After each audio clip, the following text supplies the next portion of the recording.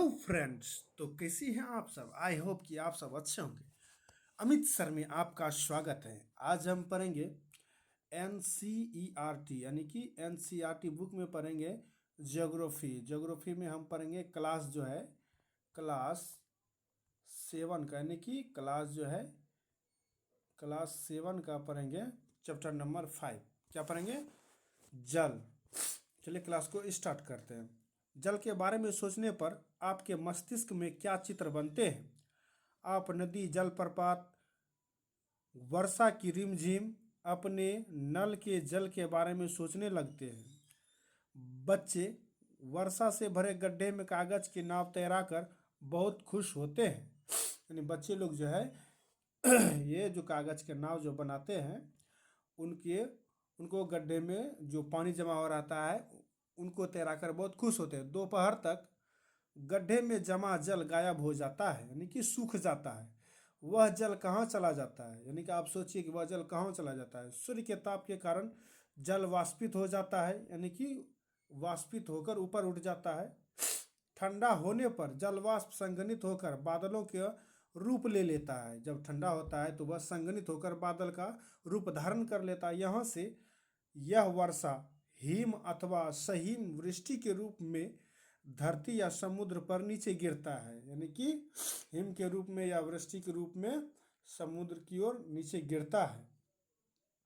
जिस प्रक्रम में जल लगातार अपने स्वरूप को बदलता रहता है और महासागरों, वायुमंडल एवं धरती के बीच चक्कर लगाता है।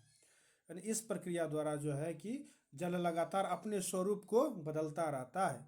उस जल को उसको क्या कहते हैं? जल चक्र कहते हैं। यानी कि क्या कहते हैं? जल चक्र कहते हैं। चित्र 5.1 यानी कि इस चित्र में आप देख सकते हैं। ये देखिए, ये चित्र है। देखिए, पहले तो हुआ वाष्पीकरण। वाष्पीकरण होकर यहाँ संघनित होकर बादलों का रूप धारण कर लिया। जब ये ठंडा होकर जब भारी हो जाता है तो ये वर्षा के रूप में वर्षण करने फिर नीचे जाता है, नीचे महासागर में जाता है। फिर धूप के कारण वो धूप के कारण वो वाष्पीकरण के रूप में बदल जाता है। तो यही जलचक्रण कहलाता है। हमारी पृथ्वी थलशाला के समान है। हमारी पृथ्वी थलशाला के समान है। थलशाला किसे कहते हैं? चलिए देखते हैं। थलशाला यह छोटे घर के पौधे रखने का कृत्रिम अहाता होता है, यानी कि कृत्रिम यानी मानव द्वारा बनाया हुआ यह गमला की तरह होता है थलशाला। ये देखिए, क्रियाकलाप अपनी थलशाला बनाए। एक बड़े जार के 1/4 भाग में मिट्टी भरकर, यानी कि एक जार लीजिए, उसमें 1/4 भाग जो है मिट्टी भरकर उसे अच्छी तरह दबा दें। इससे ऊपर ह्यूमस की एक पतली परत लगाए। ह्यूमस की एक पतली परत लगाए। पहले सबसे बड़े पौधे लगाए, तदुपरांत उसके चारों ओर छोटे पौधों को व्यवस्थित करें। सबसे पहले जो है बड़ा पौधा लगाइए, उसके बाद छोटे पौधे को व्यवस्थित कीजिए। इसमें जल की फुहार छिड़के जार को बंद कर दे, यानी कि जल का फुहार छिड़क कर जो है जार को बंद कर दे। पत्तियों एवं मिट्टी के द्वारा वाष्पित जल संघनित होकर जल की बूंदों के रूप में नीचे गिरता है। जल की बूंदों के रूप में जो है कि वह नीचे गिरता रहता है।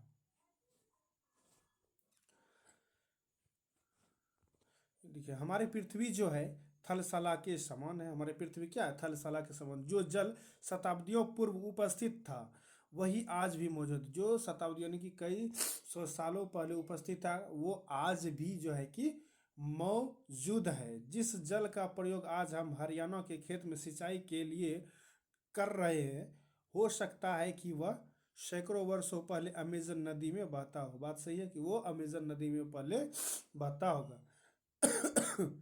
और लवण जल के मुख्य स्रोत नदी, ताल यानी कि तालाब, सोते एवं हिमनद है। और लवण जल जिसमें लवण नहीं हो उसका स्रोत देखिए नदी है, तालाब है, सोते है और हिमनद है। महासागरों एवं समुद्रों का जल लवणीय होता है। महासागर और समुद्र का जल कैसा होता है? लवणीय होता है।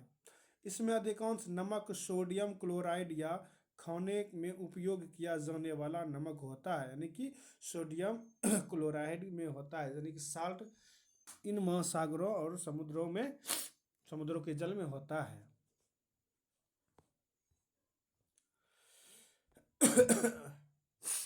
चित्र देखिए, अमेजन नदी इसमें खोजिए, ये है अमेजन नदी।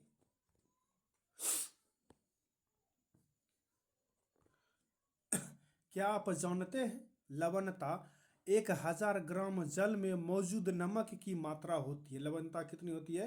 यानी कि 1000 ग्राम जल में मौजूद नमक की मात्रा होती है। महासागर की औसत लवणता 35%, 35 भाग जो है प्रतिशत 1000 ग्राम है। 35 भाग प्रति 1000 ग्राम है। लवण की मात्रा कितना है? औसत लवण की महासागर में जो है मात्रा 35 भाग प्रति 1000 ग्राम है। जल का वितरण देखिए, जल का वितरण पढ़ते हम जल का वितरण के बारे में। जल का वितरण हम सभी जानते हैं कि पृथ्वी की सतह का 3/4 भाग जो है जल से ढका हुआ है। कितना है? 3/4 भाग जो है कि जल से ढका हुआ है। यदि धरती पर थल की अपेक्षा जल अधिक है, यानी कि स्थल की अपेक्षा जो कि जल अधिक है, तो अनेक देशों में जल की कमी का सामना क्यों करना पड़ता है? यानी कि कई सारे देशों में जो है जल की कमी का सामना क्यों करना पड़ता है, इसके बारे में सोचते हैं। क्या पृथ्वी पर मौजूद संपूर्ण जल हमारे लिए उपलब्ध है?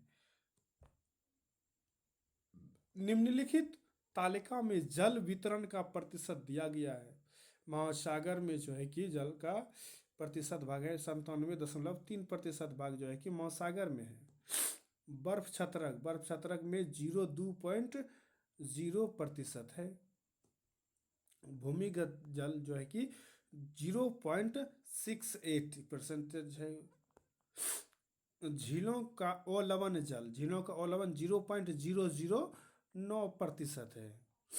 स्थलीय समुद्र एवं नमकीन झीलें जो कि 0.009% है।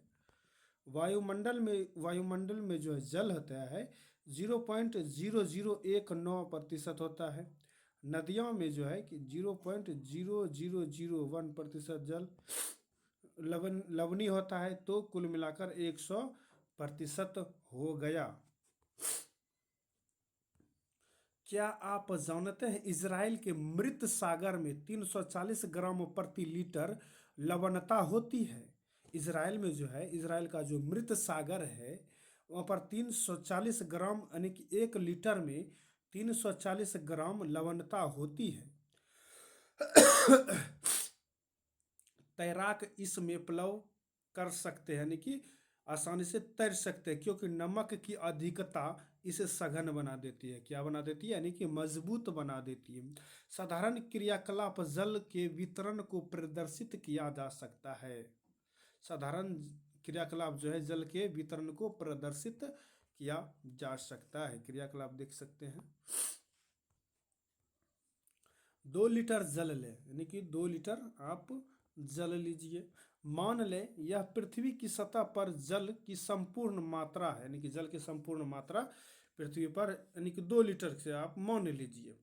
बर्तन से 12 चम्मच जल मापकर दूसरे कटोरे में रखिए। यानी एक बर्तन है, इससे 12 चम्मच जल जो है कि निकालकर एक अलग कटोरे में की रख दीजिए। बर्तन से जल निकालने के बाद शेष जल लवणीय जल को दर्शाता है। वो यानी 12 चम्मच जो निकाल दिए उसमें जो बचा है शेष जल लवणीय जल को दर्शाता है, जो महासागर एवं समुद्र में पाया जाता है।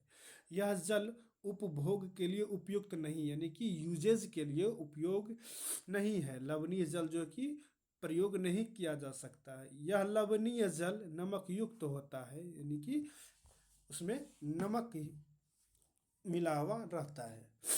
कटोरे में निकाल कर रखा गया 12 चम्मच जल, यानी कि एक छोटे से कटोरे में जो 12 चम्मच जल जो निकाला गया है, पृथ्वी पर मौजूद संपूर्ण अवलवण जल की मात्रा को दर्शाता है। यानी कि ये इतना सा ही, यानी 12 चम्मच जल ही आप मान लीजिए पीने योग्य पानी है। चित्र में इस जल के वितरण को दर्शाया गया है। आप स्वयं देखें कि आप जल की कितनी मात्रा का उपभोग कर सकते हैं। आप स्वयं देखिए कि जल की कितनी मात्रा का हम प्रयोग कर सकते हैं। ये देखिए महासागर है, ये सभी महासागर है। 9 चम्मच जो है बर्फ छत्रक, और 2 चम्मच जो है भौमजल यानी कि D2O है भौमजल। हाफ चम्मच और लवण की झीलें यानी कि आधा चम्मच और लवण की झीलें, मतलब कि पीने योग्य पानी। एक बूंद बराबर नदियाँ हैं, उसके एक बूंद बराबर जो कि नदियों के बराबर है। जीवन के लिए जल अत्यधिक आवश्यक है। प्यास होने पर केवल प्यास होने पर केवल जल ही प्यास बुझा सकता है। ऐसे में आपको क्या ऐसा नहीं लगता कि आप लापरवाही से जल का उपयोग करने पर हम बहुमूल्य संसाधन को बर्बाद कर सकते हैं? आपको ऐसा नहीं लगता कि हम जो अभी यूज करते हैं, बिना धड़ल्ले से पानी को यूज करते हैं, आप पानी को तो बर्बाद नहीं कर रहे हैं। ये देखिए द वाटर यू ड्रिंक, आप पानी को कैसे पीते हैं।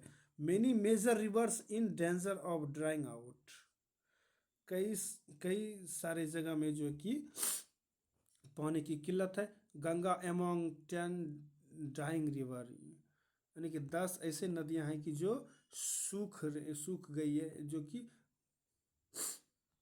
सूख रही है। महासागरीय परिसंचरण, समुद्र तट पर नंगे पैर चलने से कुछ जादुई सी अनुभूति होती है।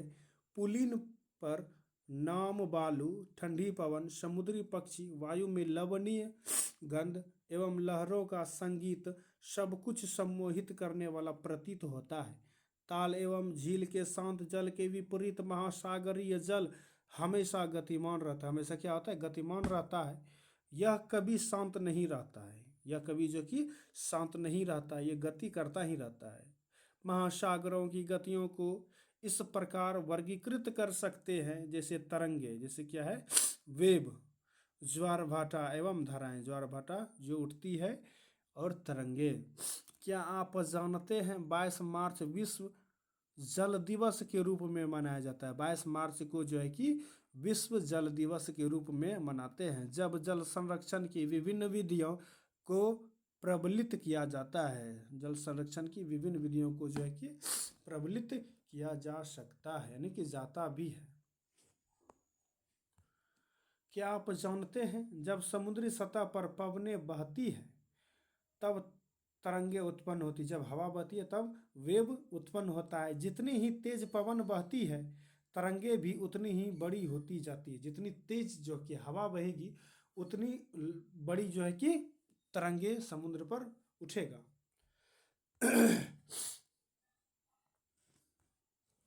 तरंगे क्या है, चलिए इसके बारे में पढ़ते हैं। समुद्र तट पर गेंद से खेलते समय जब गेंद जल में गिर जाती है तो क्या होता है? यह दृश्य बहुत ही मनोरंजक होता है कि कैसे तरंगों के साथ गेंद तट पर वापस लौट आती है, कि कैसे जो कि गेंद वापस आ जाएगा। जब महासागरीय सतह पर जल लगातार उठता है और गिरता रहता है तो इन्हें तरंग कहते हैं। कि जब रेगुलर जो है कि हवा के साथ जो एक सतह पर जल उठता है और गिरता है तो इसे तरंगे उत्पन्न होती है। तूफान में तेज वायु चलने पर विशाल तरंगें उत्पन्न होती है। तूफान में जब तेज हवा चलती है तो उसके कारण विशाल तरंगें उत्पन्न होती है। इनके कारण अत्यधिक विनाश हो सकता है। भूकंप, ज्वालामुखी, उद्गार या जल के नीचे भूस्खलन के कारण महासागरीय जल अत्यधिक विस्थापित होता है। यानी उसके कारण जो कि विशाल तरंगें होती है, अत्यधिक विनाशकारी होता है। उसके कारण भूकंप आता है, ज्वालामुखी उद्गार होता है, और जल भूस्खलन के कारण महासागरीय जल अत्यधिक विस्थापित यानी कि अलग हो जाता है। इसके परिणाम स्वरूप 15 मीटर तक की ऊंचाई वाली विशाल ज्वारीय तरंगें उठ सकती है। विशाल ज्वारीय तरंग जो कि उठ सकता है, जिसे सुनामी कहते हैं।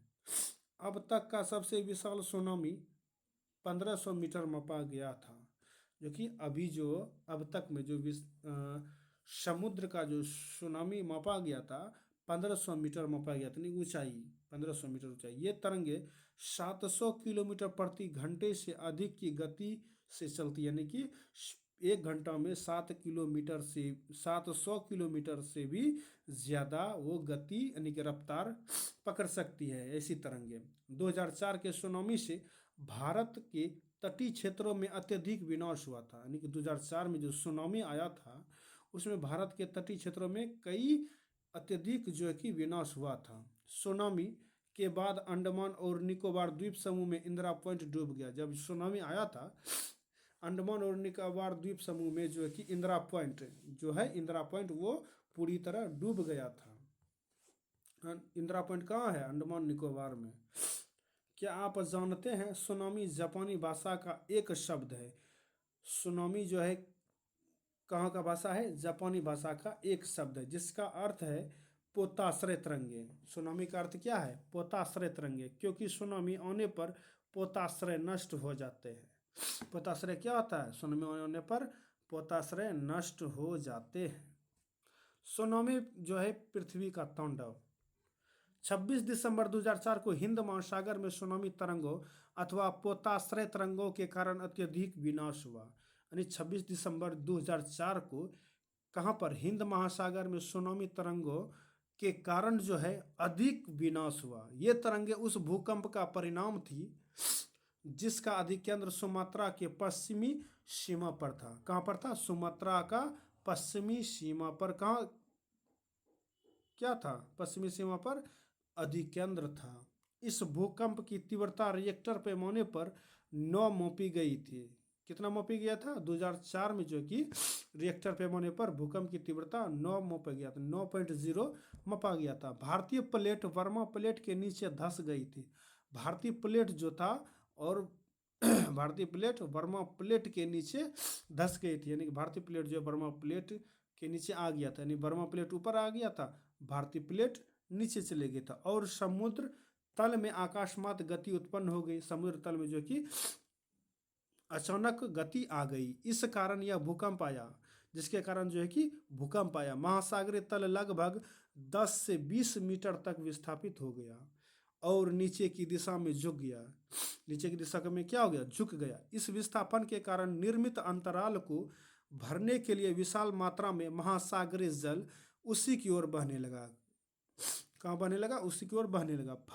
इसके फलस्वरूप दक्षिणी एवं दक्षिण पूर्वी एशिया के समुद्र तटों से जल हटने लगा। क्या होने लगा? जल हटने लगा। भारतीय प्लेट के वर्मा प्लेट के नीचे चले जाने पर जल वापस समुद्र तट की ओर लौटा। भारतीय प्लेट वर्मा प्लेट के नीचे चले जाने पर जो है कि जल वापस समुद्र की ओर लौटा। यह सुनामी लगभग 800 किलोमीटर प्रति घंटे की गति से आया। फिर जो है कि पहले तो 700 किलोमीटर की रफ्तार से आया था, अभी जो है कि 800 किलोमीटर प्रति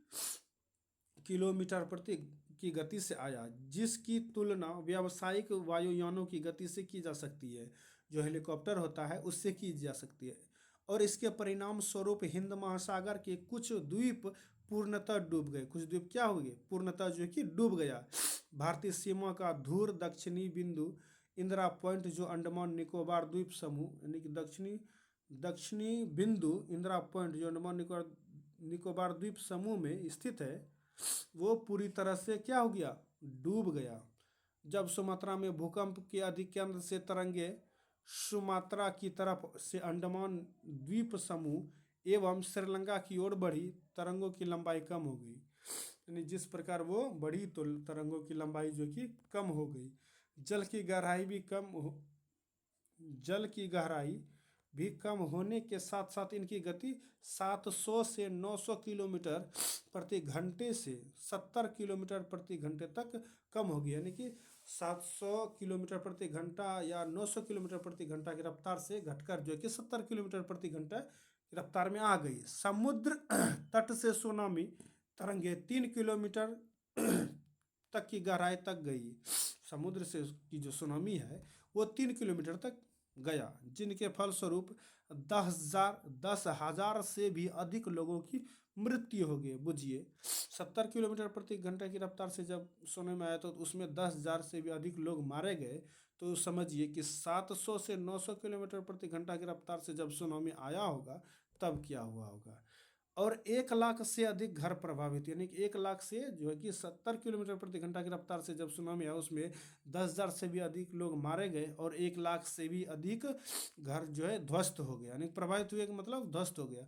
भारत में आंध्र प्रदेश के तटीय प्रदेश, तमिलनाडु, केरल, पुदुचेरी तथा अंडमान और निकोबार द्वीप समूह सर्वाधिक प्रभावित हो गए, पूरी तरह तितर बितर हो गए। यद्यपि पहले से भूकंप का अनुमान लगाना असंभव नहीं है, यानी कि पहले ही भूकंप का अनुमान नहीं लगाया जा सकता है, फिर भी बड़ी सुनामी के संकेत 3 घंटे पहले मिल सकते हैं।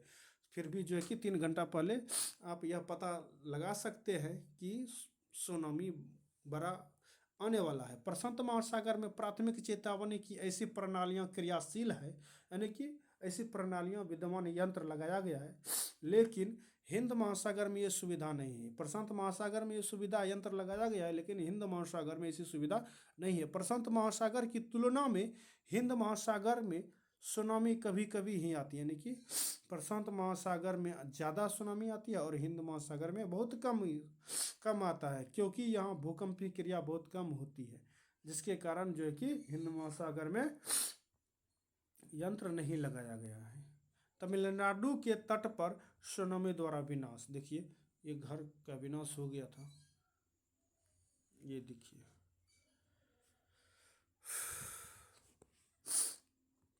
दिसंबर 2004 में जिस सुनामी ने दक्षिण एवं दक्षिण पूर्वी एशिया के तटों पर तबाही मचाई, वह पिछले कई सौ वर्षों की सर्वाधिक विनाशकारी सुनामी थी। कई वर्षों की जो है कि सबसे ज्यादा विनाशकारी सुनामी थी।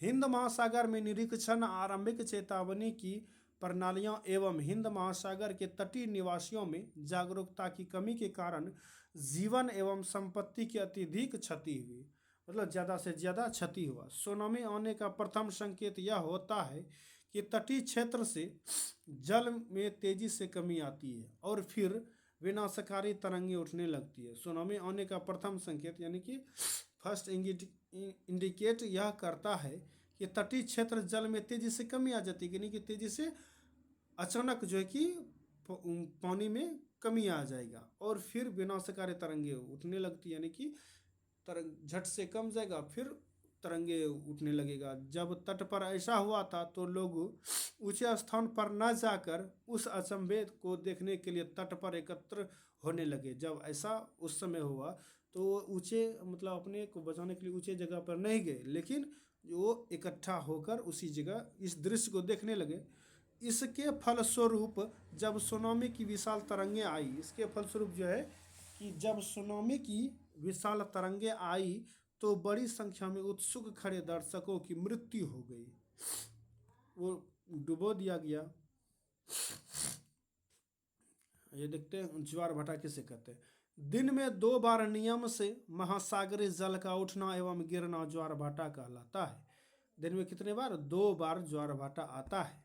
जब सर्वाधिक ऊंचाई तक उठकर जल तट के बड़े हिस्से को डुबो देता है तो उसे ज्वार कहते हैं, यानी कि जब सबसे अधिक ऊंचाई तक जल उठकर तट के सबसे बड़े हिस्से को जब डुबाएगा तो उसे क्या कहेंगे? ज्वार कहेंगे।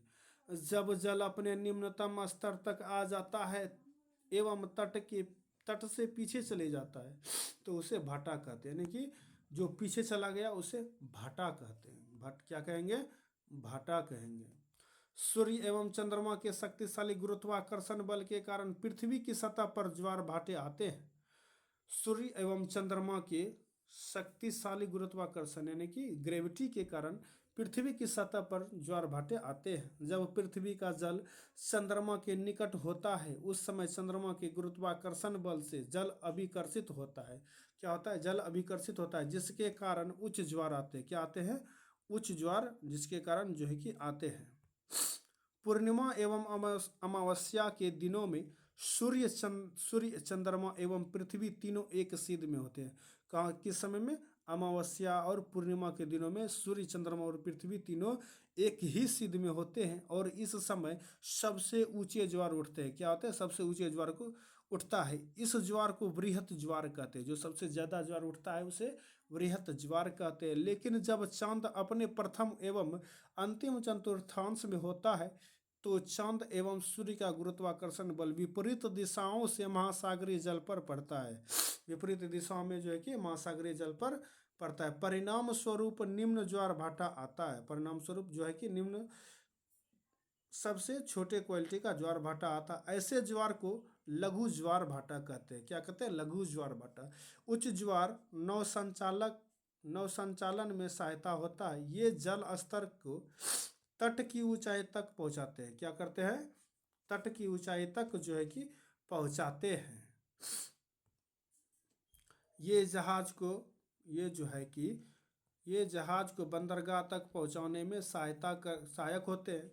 उच्च ज्वार मछली पकड़ने में भी मदद करते हैं। उच्च ज्वार जो है कि मछली पकड़ने में भी मदद करते हैं। उच्च ज्वार के दौरान अनेक मछलियां तट के निकट आती है। जब जब हाई ज्वार आता है, मतलब कि हाई तरंगे वाला ज्वार आता है, तो उसके कारण जो है कि मछलियां किनारे लग जाती है। इसके फलस्वरूप मछुआरे बिना कठिनाई के मछलियां पकड़ पाते हैं। कुछ स्थानों पर ज्वार भाटे से होने वाले जल के उतार चढ़ाव का उपयोग विद्युत उत्पन्न करने के लिए किया जाता है। कुछ जो है कि जो ज्वार भाटा से कुछ स्थानों पर जो है कि ज्वार भाटा जब आता है, उसके कारण जो कि बिजलियां उत्पादन करने में आदमी लग जाते हैं कुछ स्थान पर।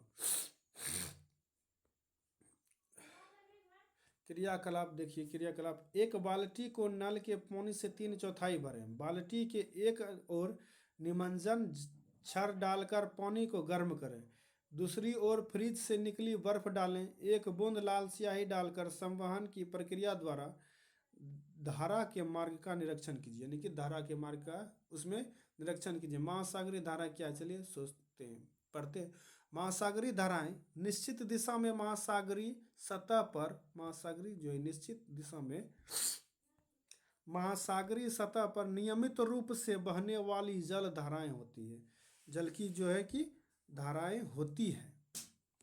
महासागरीय धाराएं गर्म या ठंडी हो सकती है। महासागरीय धारा जो है कि ठंडा भी हो सकता है और गर्म भी हो सकता है। सामान्यतः गर्म महासागरीय धाराएं भूमध्य रेखा के निकट उत्पन्न होती है। कहाँ होती है? भूमध्य रेखा के निकट उत्पन्न होती है गर्म धाराएं, एवं ध्रुवों की ओर प्रवाहित होती है। ठंडी धाराएं जो है ध्रुवों या उच्च अक्षांशों से उष्णकटिबंधीय या निम्न अक्षांशों की ओर प्रवाहित होती है। लेब्राडोर महासागरीय धाराएं शीत जल धाराएं होती है। लेब्राडोर महासागरीय धाराएं शीत जल धाराएं होती है। नहीं, ठंडा होता है और शीत शीत शीत मतलब कि नमी होती है उसमें। जबकि गल्फ स्ट्रीम गर्म जल धाराएं होती है। गल्फ स्ट्रीम गर्म जल धाराएं होती है। महासागरीय धाराएं किसी क्षेत्र के तापमान को प्रभावित करती है। किसी क्षेत्र के तापमान को, टेम्परेचर को इफेक्ट प्रभावित करती है। गर्म धाराओं से स्थलीय सतह का तापमान गर्म हो जाता है। जिस स्थान पर गर्म एवं शीत जल धाराएं मिलती है, वह स्थान विश्व भर में सर्वोत्तम मत्स्यन क्षेत्र माना जाता है। जापान के आसपास एवं उत्तर अमेरिका के पूर्वी तट इसके कुछ उदाहरण हैं। इसके कुछ जो है कि उदाहरण हैं।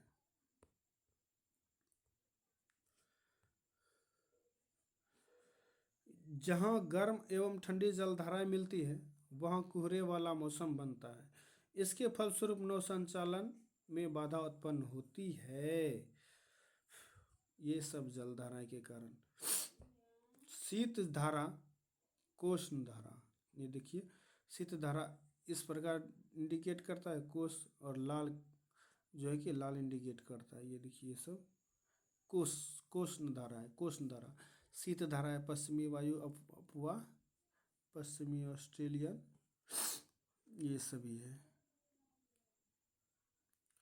तो आज की क्लास में इतना है। तब तक के लिए जय हिंद, जय Bharat. Please subscribe my channel Amit sir.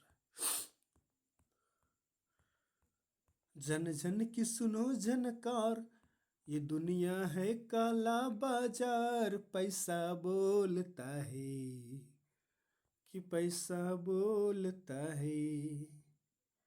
Coral सागर, ये कोरल सागर ऑस्ट्रेलिया, ये महाद्वीप है। ये इस पर डार्लिंग नदी है। ब्रह्मपुत्र नदी एशिया महाद्वीप में है। गंगा नदी भी एशिया महाद्वीप में है। कैस्पियन सागर भी एशिया महाद्वीप में है। अफ्रीका महाद्वीप में है विक्टोरिया झील, कंगो नदी, ऑरेंज नदी, इसी में अफ्रीका झील में है। नाइजर नदी दक्षिण अमेरिका महाद्वीप में है। अमेजन नदी कहाँ है? दक्षिण अमेरिका महाद्वीप में अमेजन नदी।